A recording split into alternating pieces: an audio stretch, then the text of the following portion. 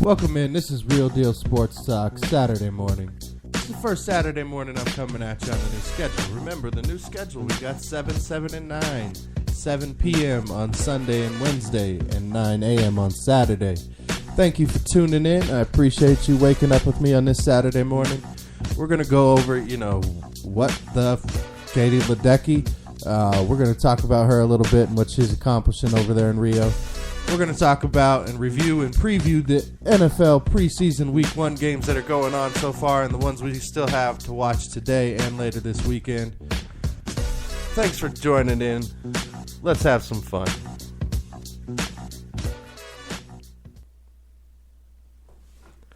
All right, everybody. I'm going to start off on a different note. I'm going to start these Saturday morning shows off with just something in sports or connected to sports that really just needs to be talked about.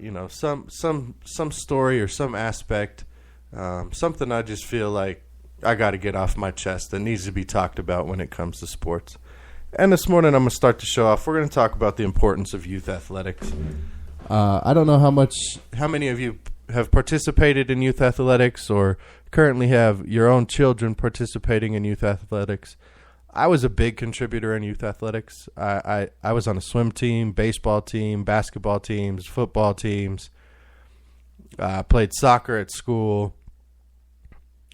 I was pretty much in sports year-round. I was lucky that way. I was able to keep myself out of trouble and have something that I could focus in on. And it wasn't until, really later in life, I'm only in my early 30s, mid-30s, that I started to realize the importance and how much that time and that experience meant to me and what it means to have that kind of experience for all kids, for amateur athletics, for youth athletics, for Pop Warner athletics.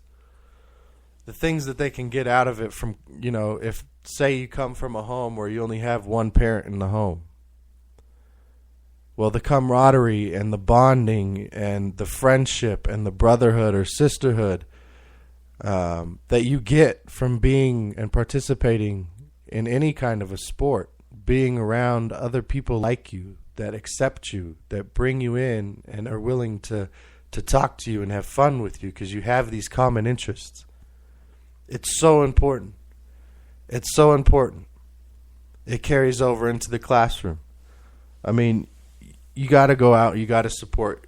I work for and have been working for National Flag Football. They're a great organization for, parents out there that are thinking, oh, I'd love my son or daughter to be able to play football, but I'm worried about concussions. Put them in flag football. It's a great experience. It's an NFL affiliate. They are the NFL's flag football team here in Colorado and nationwide. They are the only official NFL flag football organization. They're in many states. I think they started off in Michigan. They're working their way around the country to different places, and they've been here in Colorado going on close to 7 years now. They have sites all over the state, so check them out. They got registration going on. Might have just actually missed it for the fall season, but they have fall, spring, and summer leagues, if that's the route you want to take. But there's other sports. I mean, what we'll talk about here in a little bit with the Olympics. You got your gymnastics, you got track, you got football, soccer, basketball, swimming. Lacrosse is big in this state. Badminton, chess. Find your kid's thing. Find it if it's music. Find it and art, writing. If they have a thing, get them around people that are like them. Don't have them feeling like they're the only one or that their thing isn't special. It's important for kids to feel good. It's important for them to feel that they belong.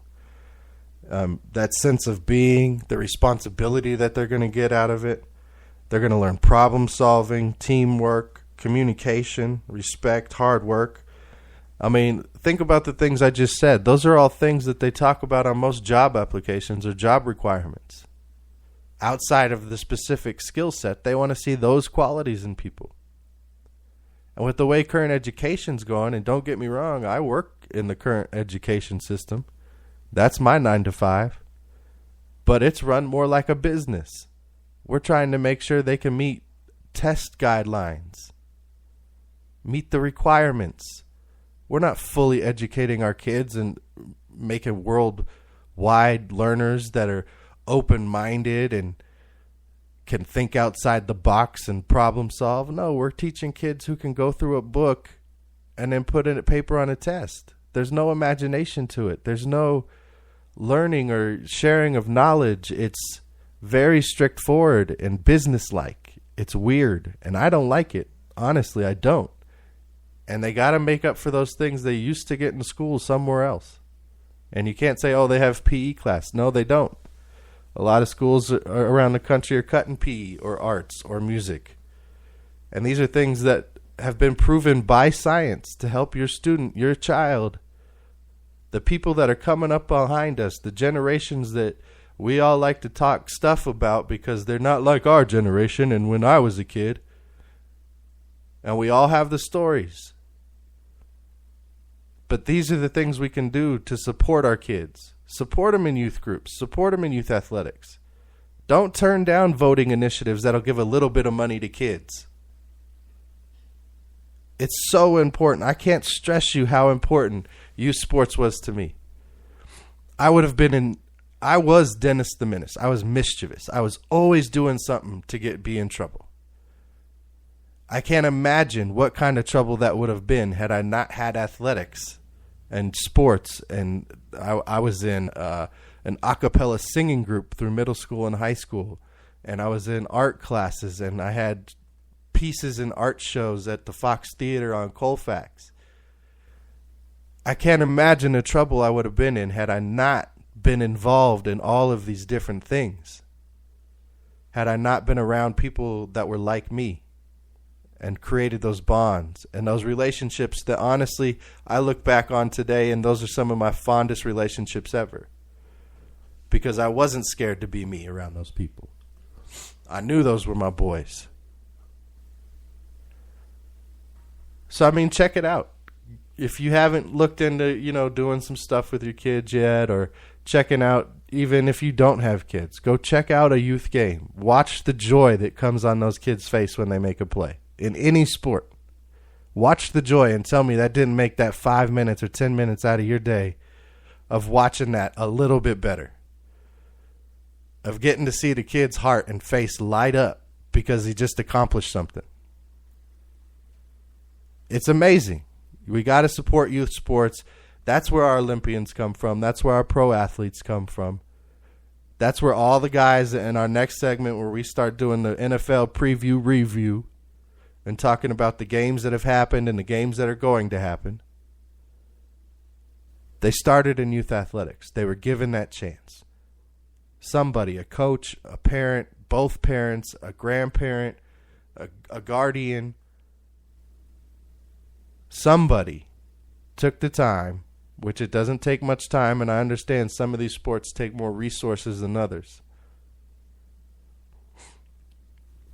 But somebody took the time to make sure that that kid was important, that they felt important, and that they had something to do. So, I mean, just think about it.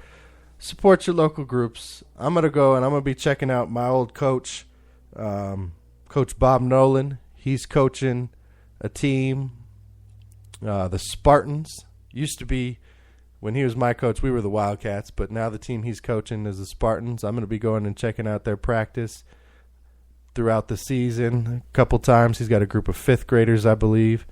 And I'll try and catch some games too, just support them a little bit. I got a former teammate that was on that Wildcat team. He's coaching some kids out in Lakewood, I understand, Jonathan Rubio. So good job, Jonathan. And, I got another friend, Mr. Friendly, Mr. Kendrick Friendly. He's coaching out in the Green Valley Ranch area this year. His first year coaching, former football player here in the Denver high school area. And he currently works with me over at Manual High School helping kids get to college. So, it's happening. People are doing big things. We can still turn this around and make it the way everybody wants it to be.